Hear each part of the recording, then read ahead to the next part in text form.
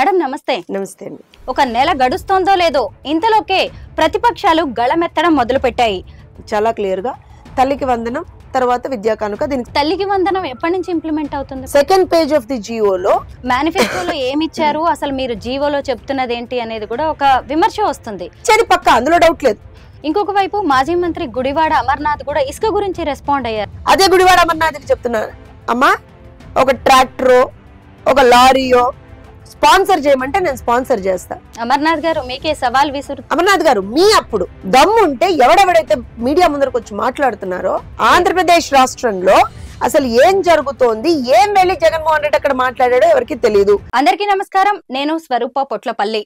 ఆంధ్రప్రదేశ్ లో ఎన్డీఏ సర్కార్ అధికారంలోకి వచ్చి ఒక నెల గడుస్తోందో లేదో ఇంతలోకే ప్రతిపక్షాలు గళమెత్తడం మొదలుపెట్టాయి. తల్లికి వందనం, అలాగే వైజాగ్ స్టీల్ ప్లాంట్ ప్రైవేటైజేషన్, ఇంకొక వైపు చూస్తే ఫ్రీ బస్, ఇలా అనేక అంశాలను తీసుకొని విమర్శలు చేయడం మొదలుపెట్టారు. ఇవాళ చూస్తేనేమో షర్మిల, నిన్న అంబటి, ఇలా ఒక్కొక్కరు చంద్రబాబు ప్రభుత్వం మీద విమర్శలు చేస్తున్నారు. వారందరికీ కౌంటర్ ఇవ్వడానికి ప్రస్తుతం నాతో పాటు టీడీపీ స్పోక్స్ పర్సన్ జ్యోత్స్న గారు ఉన్నారు. ఆవిడతో మాట్లాడి అనేక విషయాలు తెలుసుకుందాం. మేడం నమస్తే. నమస్తే అండి. ముందుగా తల్లికి వందనంతో స్టార్ట్ చేద్దాం మేడం. ఇవాళ చాలా ఇష్యూ అవుతోంది, సాక్షి పేపర్ లో కూడా రాశారు, మీరు చూశారు. అసలు ముందు తల్లికి వందనం కాన్సెప్ట్ ఏంటో మాట్లాడుకుందాం.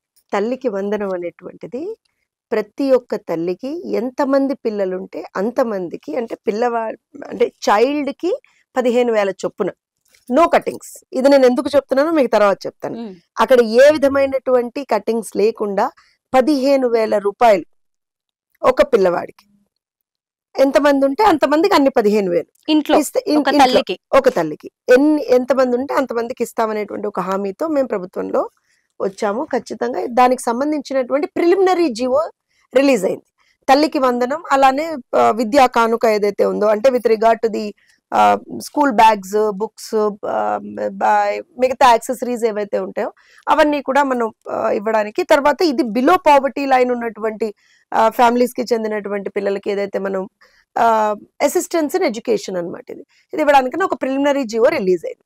ఆ జీవోలో చాలా క్లియర్ గా తల్లికి వందనం తర్వాత విద్యా కానుక, దీనికి సంబంధించి ఏం చేయబోతున్నాం, 15,000 ప్రతి తల్లికి కూడా మేము ఇస్తాము అని చెప్పాం. దాంట్లో ఏంటి అంటే, మరి వాళ్ళకి నాకు తెలిసి ఇంగ్లీష్ రాదేమో అని అనిపించింది నాకు. ఎందుకనంటే దిస్ ఇస్ ది జీవో అమ్మ. అంటే నేను మీకు జీవో కూడా ఎందుకు చూపిస్తున్నా అంటే 1, 2, 3, 4, 5 పేజీల జీవో. ఈ జీవో చదివావా జగన్మోహన్ రెడ్డి అని అడిగామనుకోండి, oh no it's very lengthy GO అని అంటాడేమో అనిపించింది నాకు. చదవలేదేమో అనిపించింది నాకు. ఎందుకంటే చదివి ఉంటే వారి వైఫ్ భారతిరెడ్డి గారి పేపర్ లో కనీసం అలా రాయకూడదు అనేటువంటి ఇంగిత జ్ఞానమైనా వచ్చేదేమో అనిపించింది నాకు. ఇందులో ఎక్కడా కూడా this is the second page of the GO. నేను జియో కాపీ మీకు నేను ఎగ్జిబిట్ చేస్తున్నాను. సెకండ్ పేజ్ ఆఫ్ ది జియోలో చాలా క్లియర్ గా తల్లికి వందనానికి సంబంధించినటువంటి అంటే బేసిక్ ప్రిలిమినరీ విధి విధానాలు ఎవరికి వర్తింపజేస్తాం అనేటువంటిది ఉంది. ఇందులో ఎక్కడన్నా సరే మేము only 1 child in a family ఇస్తున్నామా అనేటువంటి క్వశ్చన్ మేము వాళ్ళని అడుగుతున్నాం. దమ్ము ఉంటే ఎవడెవడైతే మీడియా ముందరకు వచ్చి మాట్లాడుతున్నారో, ఎవరెవరైతే ఆ సోషల్ మీడియాలో పెడుతున్నారో, రండ్రా నాయన ట్యూషన్ అన్నా చెప్తా మీకు ఇంగ్లీష్ లో. నేను షర్మిల కూడా బిడ్డకిస్తారా అనే ఒక క్వశ్చన్ కూడా రైస్ చేశారు. అంటే మరి ఆవిడ కూడా ఇంగ్లీష్ రాదేమో, మరి సేమ్ ఫ్లాక్ కి చెందినటువంటి బర్డ్స్ ఏమో అవన్నీ, వాళ్ళకు కూడా ఇంగ్లీష్ రాదేమో. పోనీ రేపు పొద్దున ఏమన్నా తెలుగులో ఏమన్నా తర్జుమా చేసి ఇవ్వాలేమో, ఇస్తాం. లేదా అది కూడా మాకు అర్థం కాదు అంటే మేమన్నా మీకు చదివి వినిపించి అర్థం చేయిస్తాం. ఇందులో చాలా క్లియర్ గా తల్లికి వెళ్తుంది. ఎందుకంటే స్కూల్ గోయింగ్ చిల్డ్రన్ కి మనకి ఎక్కడా కూడా బ్యాంక్ అకౌంట్లు ఇవన్నీ ఉండవండి నాకు తెలిసి. మరి వీళ్ళు ఏమైనా కొత్తగా ఏమైనా ప్రిపేర్ చేస్తారేమో నాకు తెలియదు. సో యూజువల్ గా ఈవెన్ జగన్మోహన్ రెడ్డి ప్రభుత్వం ఉన్నప్పుడు కూడా వాళ్ళు తల్లి అకౌంట్ కే వేశారు కదా అమ్మఒడి.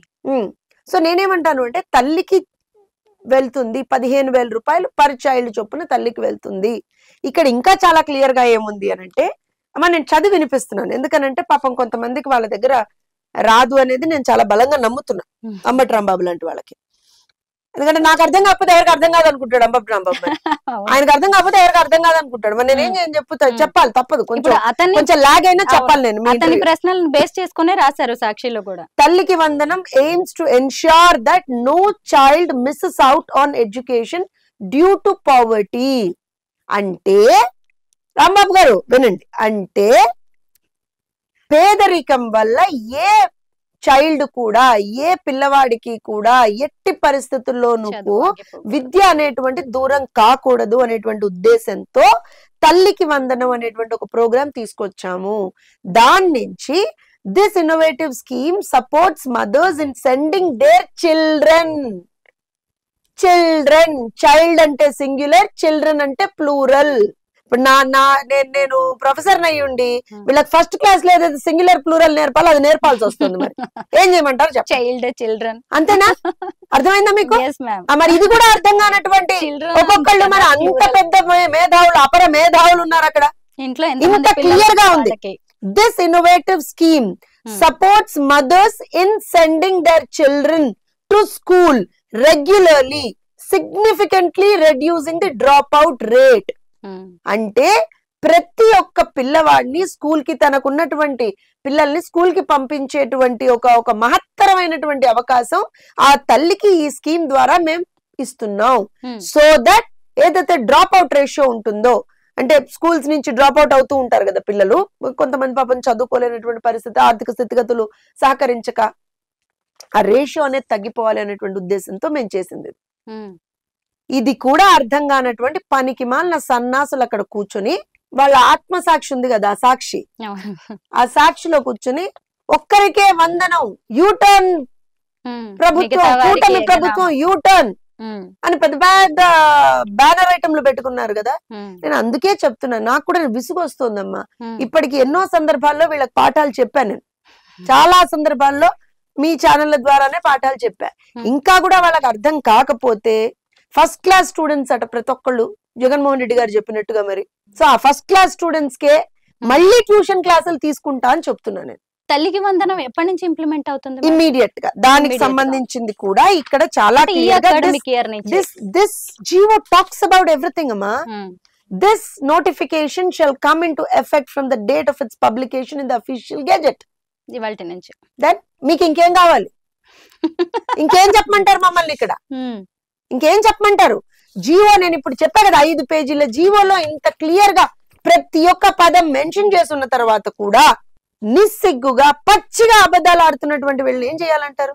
వీళ్ళ అమ్మ ఒడి అని ఒక పథకం తీసుకొచ్చారు. మీరు నన్ను ఎలాగో ప్రశ్న అడుగుతారు, నేను అదే చెప్తున్నాను. అమ్మ ఒడి అనే ఒక పథకం తీసుకొచ్చి 2019 ఎలక్షన్లకు ముందర ఈ సాక్షి పేపర్ నడిపేటువంటి ఆవిడ భారతిరెడ్డి గారు, జగన్ అన్న ఉన్నాడుగా, ప్రతి ఒక్కళ్ళకి ఇంట్లో ఎంతమంది బిడ్డలుంటే అంతమందికి ఇస్తాడమ్మా అని ఆ రోజు చెప్పిందమ్మా. నేను తప్పు చేయటం మీ దగ్గర, నాకు తెలిసి మీ టీం ని కూడా అడగండి, they have the details with that. ఆ వీడియోలు కూడా ఉంటాయి, క్లిప్పింగ్. ఎంతమంది ఉంటే అంతమందికి ఇస్తాడు జగన్ అన్న అని అంది. కట్ చేస్తే 2019 తర్వాత ఇంట్లో ఒక్కళ్ళకే అన్నారు. దాన్ని కట్ చేస్తే 15,000 పోయింది, 14,000 పోయింది, 13,000 అయింది. ఎందుకయ్యా మరి 15,000 చెప్పావు, 13,000 ఎందుకు ఇస్తున్నావు అంటే 2,000 rupees for repairs and renovations of the schools అన్నాడు. అది కూడా ఇందులోంచే కట్ చేస్తారు. మళ్ళీ నాడు నేడు అనేటువంటి ఒక ప్రోగ్రామ్ కి గవర్నమెంట్ కి సంబంధించినటువంటి బడ్జెట్ అలొకేషన్ చేశాడు. మళ్ళీ ప్రతి పిల్లవాడికి ఏదైతే నువ్వు అమ్మఒడి ఇస్తానని చెప్పావో, ప్రతి తల్లికి ఏదైతే అమ్మఒడి ఇస్తానని చెప్పావో ఒక పిల్లవాడి ఇంటికి, ఆ 15,000 నుంచి కూడా 2,000 రూపాయలు కట్ చేశారు. వాస్తవం కదా ఇదంతా? మేము ఇవాళ ఏం చెప్తున్నాం? తల్లికి వందనం పథకం ప్రకారంగా ఇంట్లో ఉన్నటువంటి ప్రతి పిల్లవాడికి 15,000 చొప్పున తల్లికి అందజేయబడుతుంది. Private school and government school తల్లికి ఎంతమంది చదువుకుంటే అంత అన్ని 15,000, ఏ స్కూల్ అయినా సరే 15,000 రూపాయలు మీకు పిల్లవాడి చొప్పున, అంటే ఇంతమంది ఉంటే ఇన్ని 15,000 వస్తాయమ్మా. 12th క్లాస్ వరకు దట్ ఈస్ మెన్షన్డ్ ఆల్సో. ఇక్కడ ఇంకొక విషయం, దీంతో పాటుగా మేమేం చెప్తున్నాము అని అంటే, మేము ఇవాళ రోజున మేము 2,000 రూపాయలు కట్ చేయట్లేదమ్మా. 15,000 అంటే 15,000 ఇస్తామని చెప్తున్నాం. 2,000 రూపాయలు కట్ చేయట్లా, 1,000 రూపాయలు కట్ చేయట్లేదు. అది డిఫరెన్స్. ఓకే. ఇంకొకటి మేడం, మేనిఫెస్టోలో ఏమి ఇచ్చారు, అసలు మీరు జీవోలో చెప్తున్నది ఏంటి అనేది కూడా ఒక విమర్శ వస్తుంది.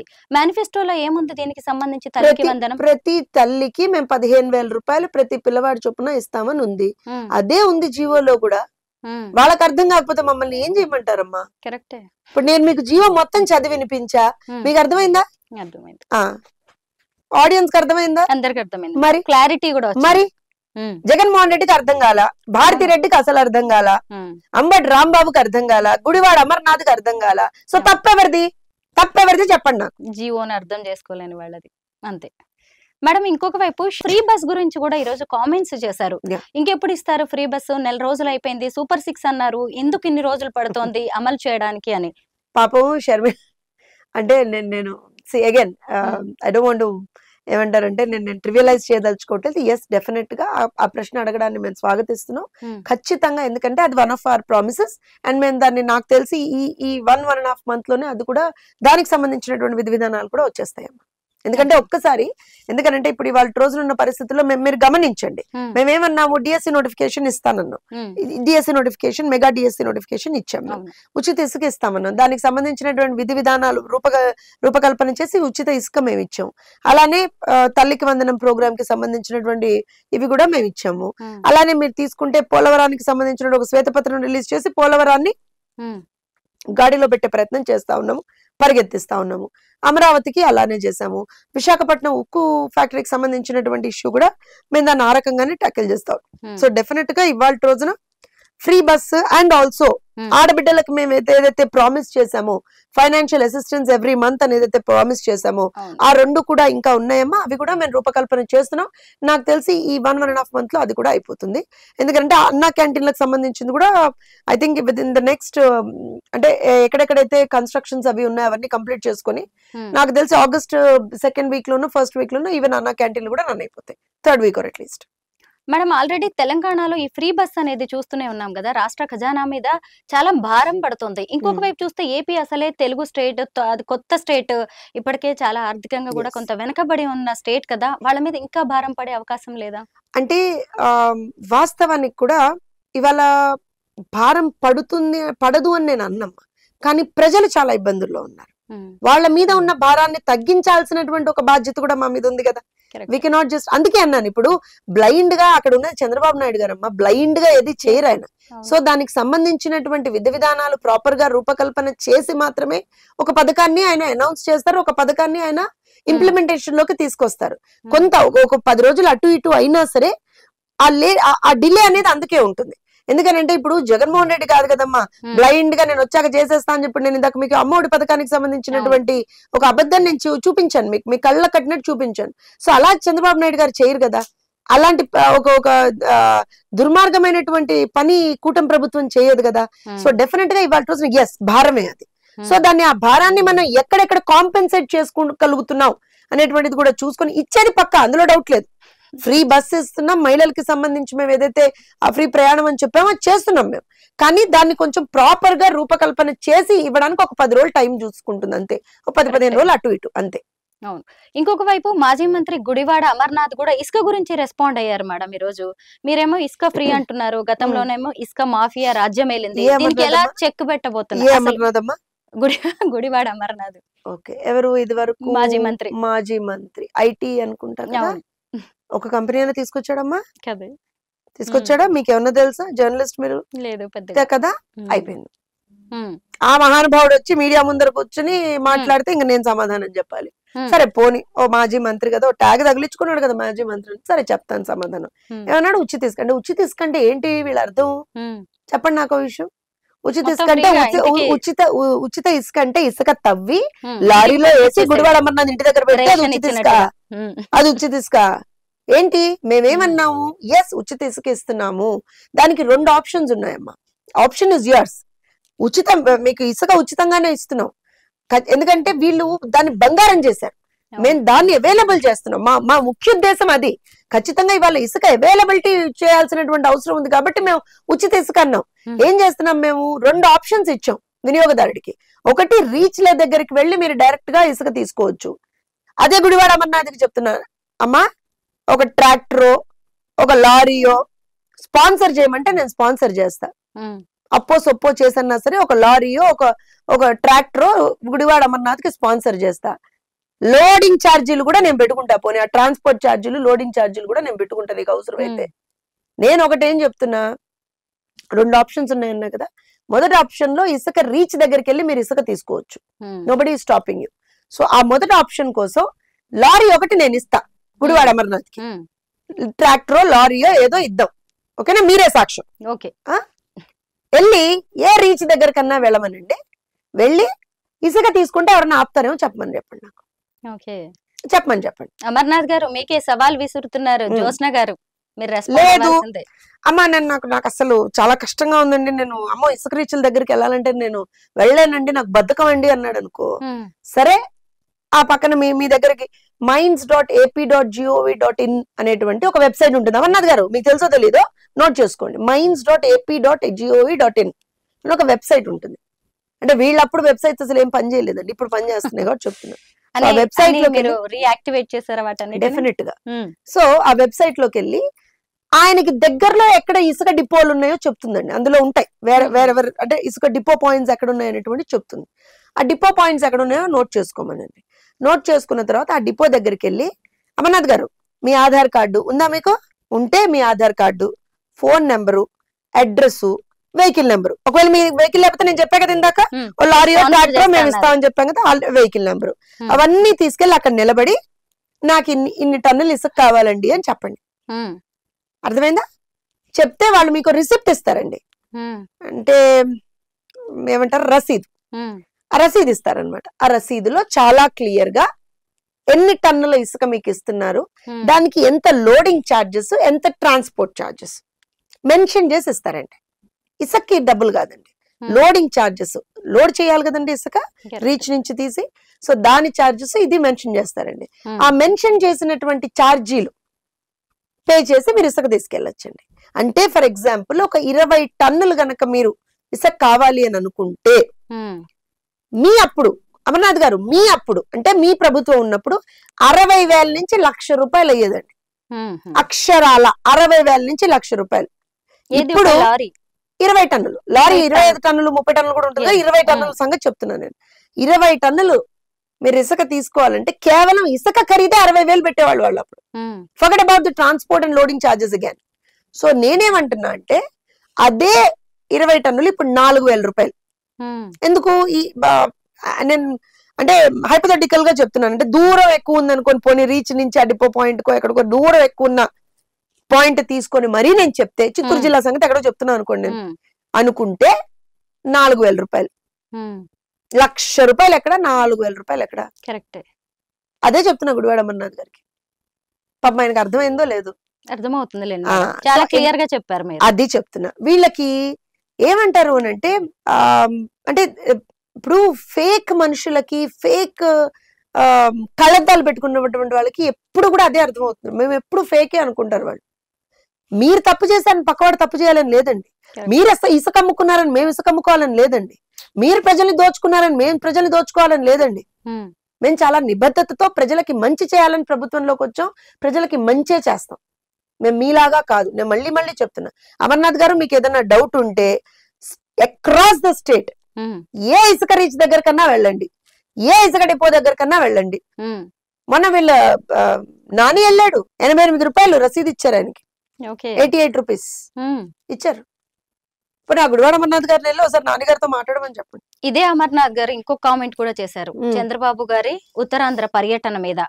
భోగాంపురం ఎయిర్పోర్ట్ కి అన్నిటికీ అనుమతులు జగన్ తీసుకొస్తే మీరు ఆ క్రెడిట్ మీరు కొట్టేస్తున్నారు. అబ్బా, భోగాపురం ఎయిర్పోర్ట్ కి అసలు బేస్ నుంచి చేసింది ఎవరు? చంద్రబాబు నాయుడు గారు, రైట్? 5 సంవత్సరాల పాటు భోగాపురం ఎయిర్పోర్ట్ పనులు ఒక్కటి నడవకుండా చేసింది ఎవరు? జగన్మోహన్ రెడ్డి గారు. అసలు భోగాపురం ఎయిర్పోర్ట్ పెట్టద్దన్నది ఎవరు? జగన్మోహన్ రెడ్డి గారు. ఇవాళ వచ్చి ఏం మాట్లాడుతున్నారు? మాదా క్రెడిట్ అని మాట్లాడుతున్నారా? ఆయన ఎప్పుడు అసలు ఈ మాట మాట్లాడడానికి కూడా గుడివాడ అమర్నాథ్కి నవ్వు రావట్లా. ఆయన ఎప్పుడు ఢిల్లీ వచ్చినా ప్రధానమంత్రిని, కేంద్ర మంత్రుల్ని కలిసినప్పుడు మీడియాకి ఇచ్చే ప్రెస్ నోట్ లో ఖచ్చితంగా ఈ భోగాపురం ఎయిర్పోర్ట్ టాపిక్ అయితే ఉండేది మేడం. చంద్రబాబు నాయుడు గారు వచ్చినప్పుడు అంటున్నారా? జగన్మోహన్ గారు లాస్ట్ 5 years లో అనుమతుల గురించి, పర్యాటక క్లియరెన్సెస్ ఇవ్వండి అని అటవీ శాఖ వాళ్ళని నేను ఒక విషయం చెప్తాను, సివిల్ మినిస్టర్ నేను ఒక విషయం చెప్తానండి. మీరు ప్రెస్ నోట్ వచ్చింది అని అంటున్నారు, which is quite surprising for us, because Jaganmohan Reddy గారు ఎప్పుడు ఢిల్లీ వెళ్ళినా దానికి సంబంధించి అసలు ఎందుకు వెళ్ళాడో పక్కన ఉన్నటువంటి 3వ మనిషికి కూడా తెలియదండి అని చెప్పేవాళ్ళు. అంటే ఆఫ్ ద రికార్డ్ తెలియకపోవచ్చు, ఆఫ్ ద రికార్డ్ మాట్లాడే ఇష్యూస్ వేరుగా ఉంటాయి. ఆన్ ద రికార్డ్ కూడా let me put it very clearly here, అంటే బికాస్ యూఆర్ జర్నలిస్ట్, ఏ రోజున కూడా వెళ్ళి ఏదైతే వాళ్ళు ప్రామిస్ చేశారో, ప్రత్యేక హోదా గురించి వాళ్ళు మాట్లాడింది లేదు, పోలవరం నిధుల గురించి మాట్లాడింది లేదు, క్యాపిటల్ కి ఇవ్వాల్సినటువంటి నిధులు, అంటే అమరావతి అని మా టైంలో మాట్లాడినా, లేకపోతే వాళ్ళు 3 క్యాపిటల్స్ అని మాట్లాడినా, క్యాపిటల్ కి ఇవ్వాల్సినటువంటి ఒక assistance from the central government, దాని గురించి మాట్లాడినటువంటి దాఖలాలు లేవు. ఎక్కడా కూడా ఏ విధమైనటువంటి సెంట్రల్ స్పాన్సర్డ్ టీమ్స్ ప్రాజెక్ట్స్ గురించి మాట్లాడింది లేదు, ఏది లేదు. భోగాపురం గురించి మీరు మాట్లాడారు అని మీరు చెప్తున్నారు, ఒక ప్రెస్ నోట్ వచ్చింది మేడం అని మీరు చెప్తున్నారు, విచ్ ఇస్ క్వైట్ సర్ప్రైజింగ్ అంటున్నా నేను. We never heard of such things. Andhra Pradesh రాష్ట్రంలో అసలు ఏం జరుగుతోంది, ఏం వెళ్ళి జగన్మోహన్ రెడ్డి అక్కడ మాట్లాడాడో ఎవరికి తెలియదు. First thing. ఇక్కడ ఇంకో విషయం చెప్తాను. భోగాపురం ఎయిర్పోర్ట్ కి సంబంధించి నాకు తెలిసి 5 సంవత్సరాల్లో not a single work has జరగలేదు, succeeded. First thing, Chandrababu Naidu garu రాగానే ఒకటి సాల్వ్ చేసుకుంటూ వెళ్తున్నారు. పోలవరం సాల్వ్ చేశారు, అంటే ఇన్ టర్మ్స్ ఆఫ్ గాడిలో పెట్టే ప్రయత్నం చేస్తా ఉన్నారు, గాడిలో పెట్టి అమరావతి చేస్తున్నారు, విశాఖపట్నం ఉక్కు గురించి మాట్లాడుతున్నారు, ఇవాళ భోగాపురం ఎయిర్పోర్ట్. నిన్న వెళ్ళి అక్కడ కూర్చొని I don't want any expected due dates, I want due date, not expect, that is the leader, that is the leader అంటున్నాను. I don't want any expected due dates. Simple గా చెప్పారు చంద్రబాబు నాయుడు గారు అక్కడ. నాకు ఎక్స్పెక్టెడ్ డ్యూ డేట్ కాదు కావాల్సింది, what is the due date for the completion of the project అని అడిగారు. నువ్వు 2 రోజుల తర్వాత చెప్పుకోక నాకు ఖచ్చితంగా ఒక డ్యూ డేట్ చెప్పు అన్నారు. సో అంటే you understand the commitment of the leader who has gone there. నేను అనేది అది. సో ఏదైనా సరే మనం ఒక పని కంప్లీట్ చెయ్యాలి అని అనుకుని ఒక స్ట్రాంగ్ కన్విక్షన్ తో ఉన్నప్పుడు we tend to look for ways to complete it. మీరు గమనించండి, నిన్న పొద్దున ఆయన పోలవరం సందర్శనకి వెళ్ళారు, అక్కడ ఎడమ కాలువ సందర్శనకి, తర్వాత భోగాపురం సంగతి చూసారు, తర్వాత మెట్టెక్ జోన్, తర్వాత సిఐఏ కాన్ఫరెన్స్, ఇవన్నీ అంటే in a day he has covered 4 different issues, all pertaining to the state, very important issues pertaining to the state. So that shows the commitment of a leader అండి. And అంటే నేను ఏమంటాను అని అంటే, ఇవాల్టి రోజున మా మీద దుష్ప్రచారం చెయ్యాలి అని ప్రయత్నిస్తున్నటువంటి ప్రతిపక్ష పార్టీలకు ఒకటే చెప్తున్నాను, 30 రోజులైంది మేము ఆల్మోస్ట్ గవర్నమెంట్ లోకి వచ్చి. ఈ 30 రోజుల్లో మేము పెంచి ఇస్తాము అన్నటువంటి పెన్షన్లు ఇచ్చాం. మేము ఖచ్చితంగా మెగా డిఎస్సి వేస్తాము, దానికి సంబంధించిన విధి విధానాలు కూడా ఇస్తాము అని చెప్పాం, నోటిఫికేషన్ వేసాం. ఇసుక ఉచితంగా ఇస్తాము, దానికి సంబంధించినటువంటి జియో ఇస్తాం, పాలసీ తీసుకొస్తామన్నాం, తీసుకొచ్చాం, ఇచ్చాం. తల్లికి వందనం లాంటి స్కీమ్స్ ని ఇమ్మీడియట్ గా ఇంప్లిమెంట్ చేస్తామన్నాం, తీసుకొచ్చాం, ఇచ్చాం. పోలవరం విషయంలో కావచ్చు, విద్యుత్ విషయంలో కావచ్చు, అమరావతి విషయంలో కావచ్చు, శ్వేతపత్రాలను రిలీజ్ చేసాం, గ్రౌండ్ లెవెల్ సమీక్షలు చేసాం, సమీక్ష చేసిన తర్వాత వైట్ పేపర్ రిలీజ్ చేసాం. What is the way forward for that project అనేటువంటిది కూడా మేము మీకు చెప్తున్నాం. So you imagine the level of work that Chandrababu Naidu గారు హస్ డన్. అండ్ ఆల్సో నేను చంద్రబాబు నాయుడు గారు అంటే ద టీమ్ అని మాట్లాడుతున్నాను, ఎంటైర్ కూటమి ప్రభుత్వం. సో ఇవాళ చూడండి, ఇన్వెస్ట్మెంట్స్ విత్ ద స్టేట్ మీద మా కాన్సన్ట్రేషన్ ఉంది. ఇవాళ మీరు ఒక విషయం గమనించండి, చంద్రబాబు నాయుడు గారి గురించి ఒక క్షణం పక్కన పెడితే మంత్రులందరి గురించి మాట్లాడదాం. లోకేష్ గారు పరిగెత్తిస్తున్నారు తనకిచ్చినటువంటి శాఖని. పవన్ కళ్యాణ్ గారు I think one of the most committed leader again. A department అయితే, ఏ మినిస్ట్రీ అయితే తనకుందో, గ్రౌండ్ లెవెల్ సమీక్షలు చేస్తూ ప్రతి ఒక్క అధికారితో మాట్లాడుతూ అట్ ద సేమ్ టైం ప్రజల గ్రీవెన్సెస్ వింటూ he's doing a wonderful job. Lokesh గారు కూడా అదే చేస్తున్నారు. ప్రతి రోజు ప్రజా దర్బార్ హలో లోకేష్ అని మెయిల్ ఐడి క్రియేట్ చేసి మరి ఇచ్చారు, బ్లాక్ అయిందని చెప్పి. సో అంటే అండ్ ఆల్సో ఇప్పుడు మీరు చూడండి, హోంమంత్రిగా ఉన్నటువంటి అనిత గారు ప్రతి చోట if there is an issue she's going there, she's addressing it. అలానే మీరు చూడండి సవితమ్మ, బీసీ వెల్ఫేర్, టెక్స్టైల్స్ అండ్ చేనేత హ్యాండ్లూమ్స్, తను ఎక్కడికక్కడ హాస్టల్ సందర్శనకి వెళ్తున్నారు, అక్కడికి ఉన్నటువంటి పిల్లలకు సంబంధించినటువంటి ఇబ్బందులు తెలుసుకుంటున్నారు, అధికారులతో మాట్లాడుతున్నారు. ఇవాళ ఈవెన్ ఆప్కోకి సంబంధించినటువంటి వాళ్ళతో ఒక మీటింగ్ పెడుతున్నారు. పయ్యావులు కేశవ్ గారిని తీసుకోండి, మా ఫైనాన్స్ మినిస్టర్, ఉరికించారు అధికారుల్ని. బాబు నాకు నిజంగా కూడా ఆర్థిక పరిస్థితి ఏంటో చెప్పండి రా ఆయన అని చెప్పి అడుగుతున్నారు. అంటే see why am I telling you all this? ఇప్పుడు అచ్చెన్నాయుడు గారిని తీసుకోండి, డిపార్ట్మెంట్ అగ్రికల్చర్ అండ్ ఫిషరీస్ తీసుకోండి, అనగాని సత్యప్రసాద్ గారిని తీసుకోండి, లేకపోతే గుట్టిపాటి రవి గారిని తీసుకోండి, ఎంఎస్ఎంఈ కొండపల్లి శ్రీనివాస్, వీళ్ళందరూ న్యూ మినిస్టర్స్ అంటున్నాం మనం. The level of work these people are doing. Ministers అయినా లీడర్ సీనియర్ కదా. వర్క్ అలాగే ఉంటుంది మేడం. నేను అదే చెప్తున్నాను. అవును. సి ఇప్పుడు మీరు చూడండి కొండపల్లి శ్రీనివాస్ ఆయన ఎంఎస్ఎంఈ అండ్ మిగతా ఎన్ఆర్ఐ రిలేషన్స్ అన్నిటికీ మినిస్టర్ ఆయన ఇక్కడ గ్రౌండ్ లెవెల్లో పనిచేసి ఇమ్మీడియట్ గా ఢిల్లీ వెళ్ళి how is it happening in Delhi with terms of with regard to the national MSME దీంతో ఒక కోఆర్డినేషన్ చేసుకుని is doing his job. Satyakumar గారు హెల్త్ మినిస్టర్ గా ఆయన పని ఆయన చేస్తా ఉన్నారు. అలానే తీసుకోండి మీరు సుభాష్ గారు కార్మిక శాఖ మంత్రిగా ఆయన పని ఆయన చేస్తా ఉన్నారు. అంటే ఎవ్రీ మినిస్టర్ ఇవాళ రోజున గ్రౌండ్ లెవెల్ సమీక్షలు చేసుకుంటూ గ్రౌండ్ లో మనం ఎలా ప్రజలతో అనుసంధానమై ఉండాలి, ఏ రకంగా ప్రజలకు మనం యూనో ఒక మీడియం ఆఫ్ ఇదిగా ఉండాలి వాళ్ళు చూసుకుంటూ వాళ్ళ శాఖల్ని బ్రహ్మాండంగా ముందరికి తీసుకెళ్తున్నారు. So you have a dynamic team out there అంటారు నేను. ఆ డైనమిక్ టీమ్ ఉన్నప్పుడు మీకు డెఫినెట్ గా ఎప్పుడైతే టీమ్ డైనమిక్స్ ప్రాపర్ గా ఉంటాయో ఖచ్చితంగా మీకు రిజల్ట్ వచ్చేస్తుంది. ఇవాళ చంద్రబాబు నాయుడు గారు పోలవరం నేను పరిగెత్తిస్తాను అని అంటే అక్కడ నిమ్మల నాయుడు గారు ఉన్నారు. ఆయన ఇరిగేషన్ శాఖ మంత్రిగా ఇలా పరిగెత్తిస్తున్నారు అఫీషియల్స్ ని. సో డెఫినెట్ గా చంద్రబాబు నాయుడు గారికి ఒక మంచి సపోర్ట్ ఉంది ఆ టర్మ్. అట్లా everybody is doing their piece of work very strongly. ఇంకొకటి మేడం, అసలు రాజధాని లేని రాష్ట్రంగా 5 ఏళ్లు ఆంధ్రప్రదేశ్ ఒక క్షోభని అనుభవించింది. అసలు దాంట్లో డౌటే లేదు. ఇప్పుడు అమరావతి మన చంద్రబాబు గారు వచ్చిన తర్వాత కొత్త ఆశలు చెలరేగుతున్నాయి. అమరావతి ఎస్టాబ్లిష్మెంట్ విషయంలో ఎలా అడుగులు వేస్తోంది కూటమి ప్రభుత్వం? ఖచ్చితంగా అమరావతి రాజధాని అనేటువంటి మాట మేము 5 సంవత్సరాల నుంచి చెప్తూనే ఉన్నాం. ఇవాల్టి రోజున అమరావతిని ఒక వరల్డ్ క్లాస్ రాజధానిగా మేము అంటే బిల్డ్ చేయడానికి మేము చాలా కమిటెడ్ గా ఉన్నాము. ఆ దిశగానే మా పనులు ముందరకు సాగుతూ ఉన్నాయి. అందుకనే మీరు చూస్తే సార్ ఒక గ్రౌండ్ లెవెల్ సమీక్ష అసలు అంటే వేర్ ఇస్ వాట్ అసలు ఏమైపోయింది అమరావతిలో, ఎక్కడ ఏ లెవెల్లో వర్క్స్ ఆగిపోయాయి అనేటువంటి దాన్ని ఒక గ్రౌండ్ లెవెల్ సమీక్ష చేశారు.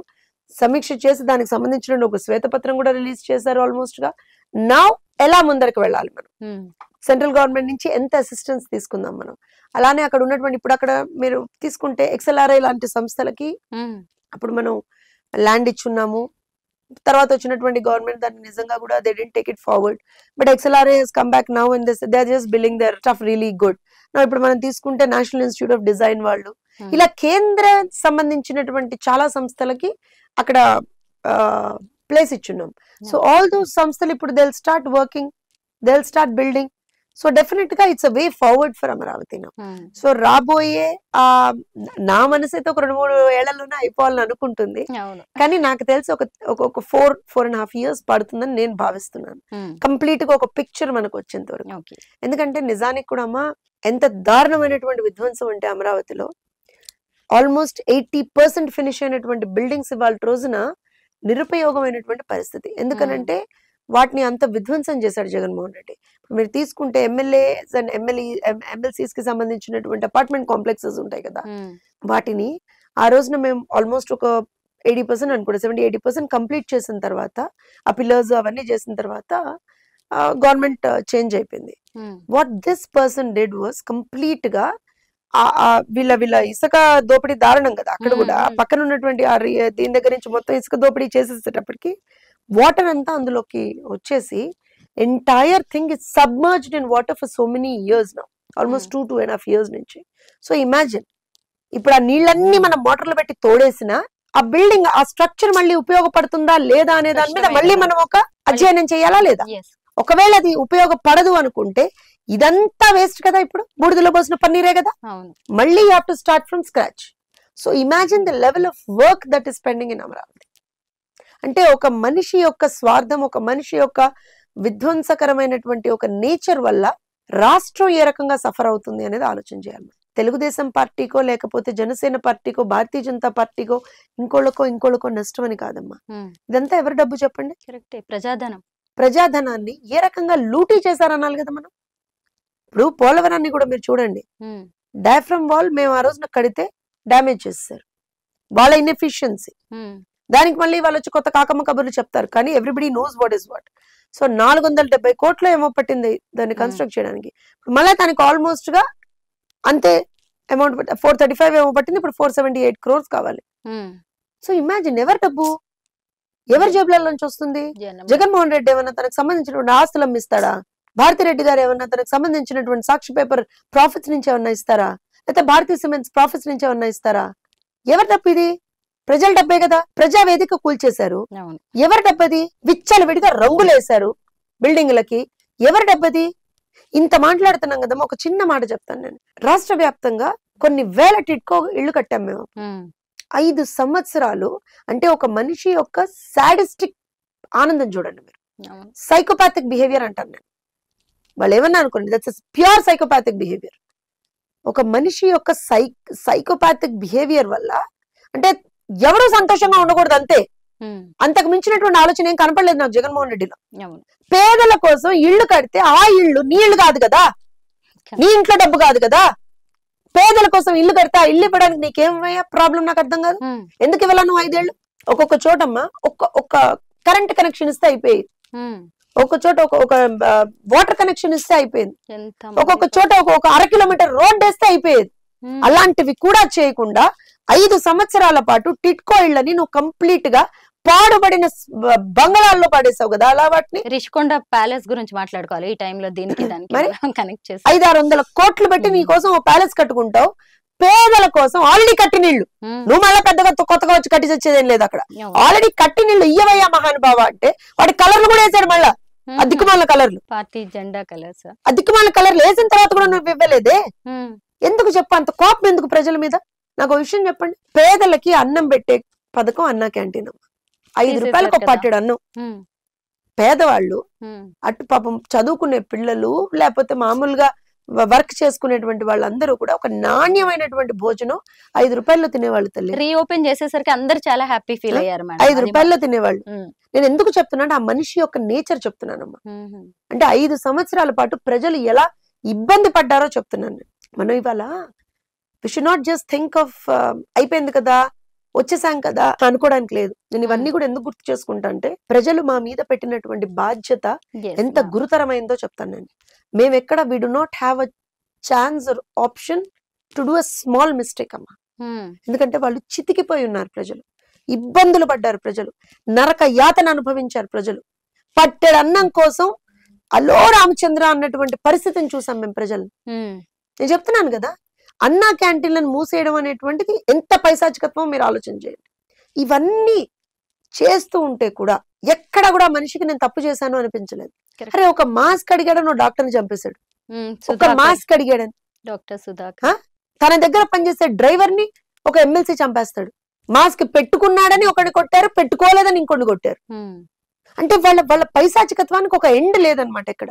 ఇవాళ ఇంత నరకయాతన అనుభవించిన తర్వాత ప్రజలు మా వల్ల కాదు, మేము భరించలేము, మమ్మల్ని ఖచ్చితంగా ఆదుకోవాల్సినటువంటి అవసరం ఉంది, ఓన్లీ కూటమి ప్రభుత్వం చంద్రబాబు నాయుడు గారు అయితేనే చేయగలరు అనేటువంటి ఒక నమ్మకంతో ఇవాళ రోజున మా కోట్లేసి బ్రహ్మాండమైనటువంటి ఒక మెజారిటీ తోటి మ్యాండేట్ ఇచ్చారు. ఇప్పుడు రీసెంట్ గా చంద్రబాబు గారి తెలంగాణ పర్యటన కూడా చాలా మందిలో కొత్త ఆశలు, ఉత్సాహం రేకెత్తిస్తుంది. అందులో మీలాంటి వారు కూడా ఉండొచ్చు.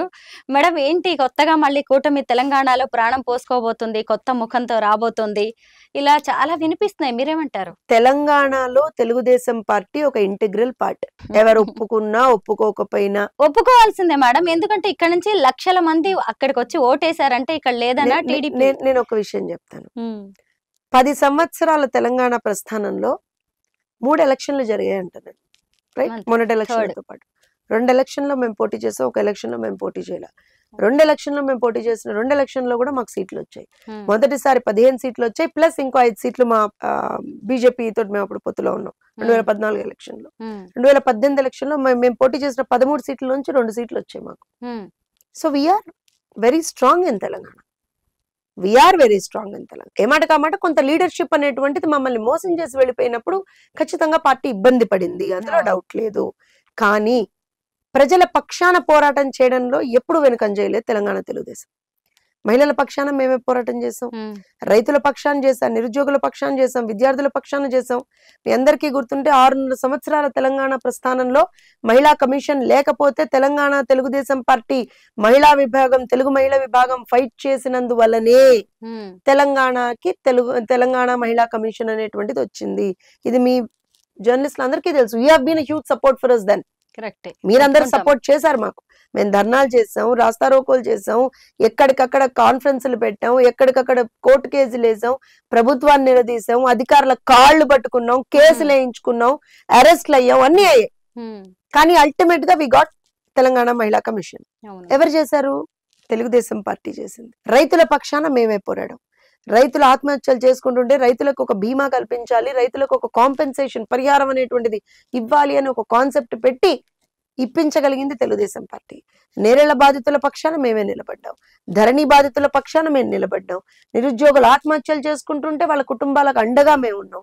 అంతెందుకమ్మా, కోవిడ్ టైంలో ఏ ఒక్క పార్టీ కూడా బయటికి వచ్చి నిలబడి ఒక రూపాయి సహాయం చెయ్యని రోజున తెలుగుదేశం పార్టీ తెలంగాణ విభాగం, let me put it very clearly here, Telangana విభాగం పిఎం కేర్ రిలీఫ్ ఫండ్ కి, సీఎం కేర్ రిలీఫ్ ఫండ్ కి, రెండిటికి కూడా మొట్టమొదటి political party which gave financial assistance.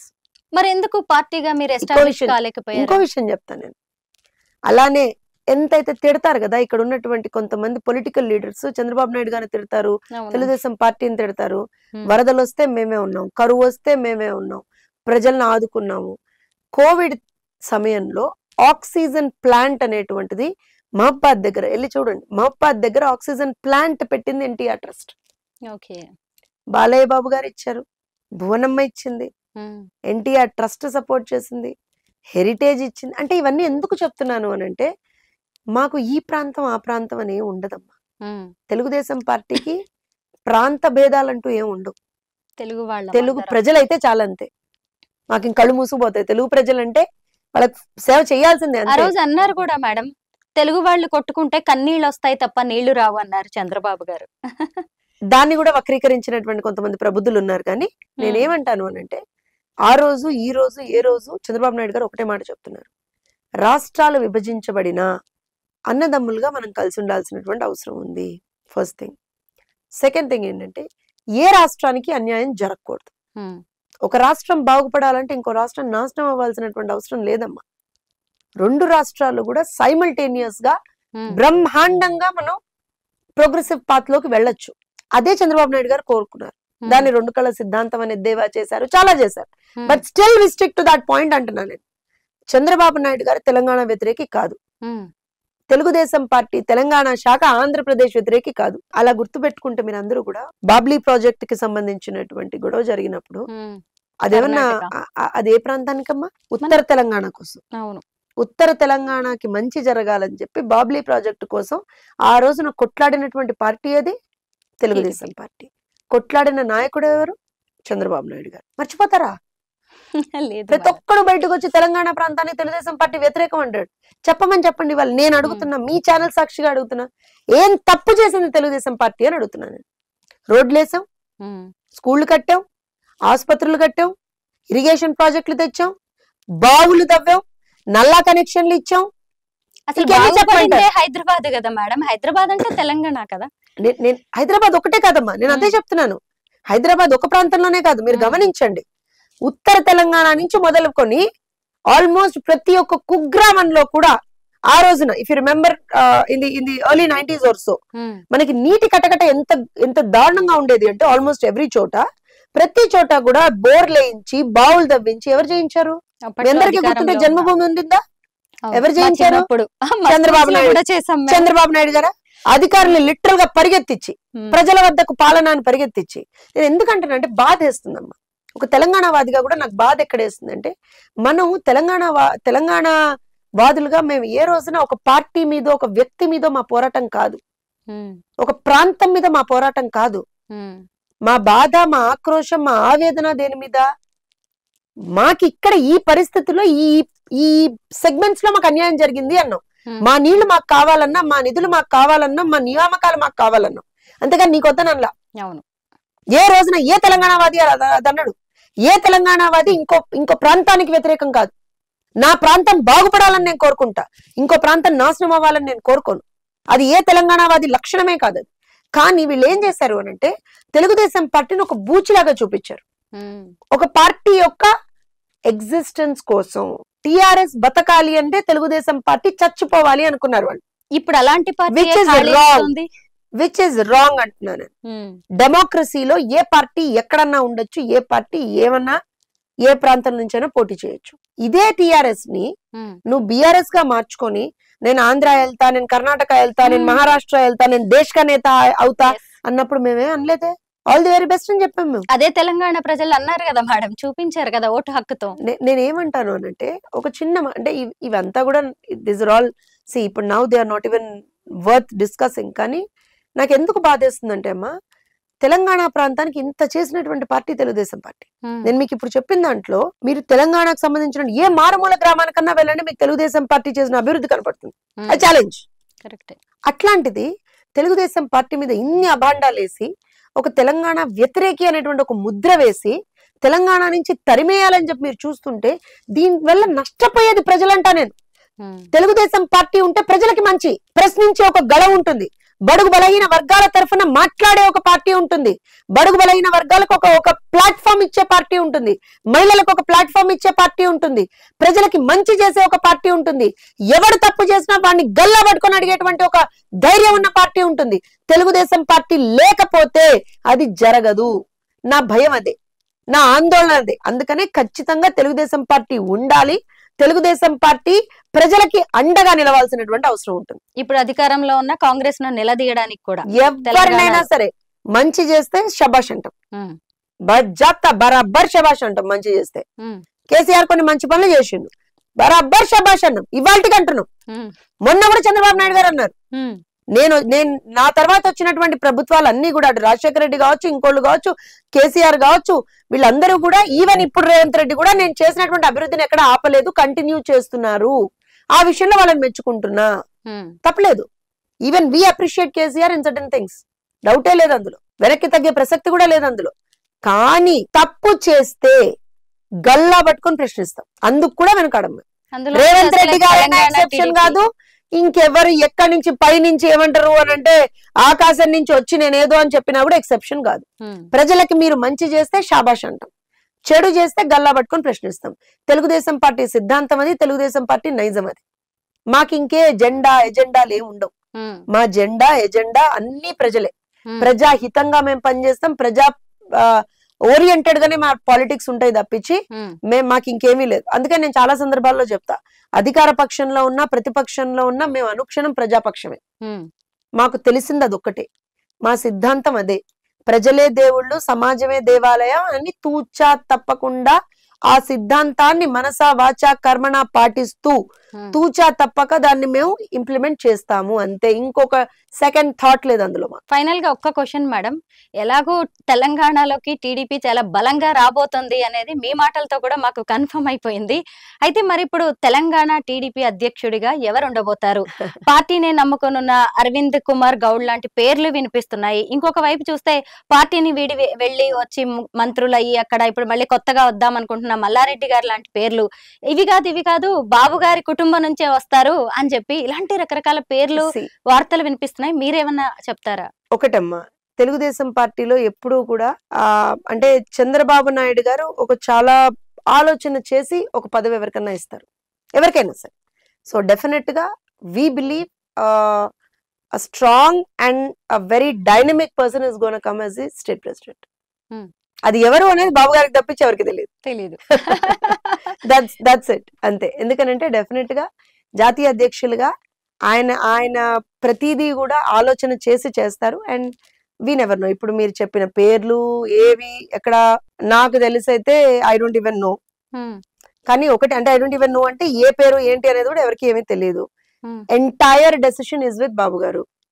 ఎక్కడికన్నా ఒకటి మాకు ఏం నమ్మకం అని అంటే, మా నమ్మకాన్ని ఎప్పుడు ఆయన వమ్ము కూడా చేయలేదు. ఆయన ఒకటే అనుకుంటారు, ఖచ్చితంగా పార్టీ ఇక్కడ పుట్టినటువంటి పార్టీ ఇక్కడ చాలా బలంగా ఉండాలి, ప్రజలకు అండగా మీరు ఉండాలి. అధికారం దానంతట అదే వస్తుంది, ఎక్కడికి పోదు అధికారం.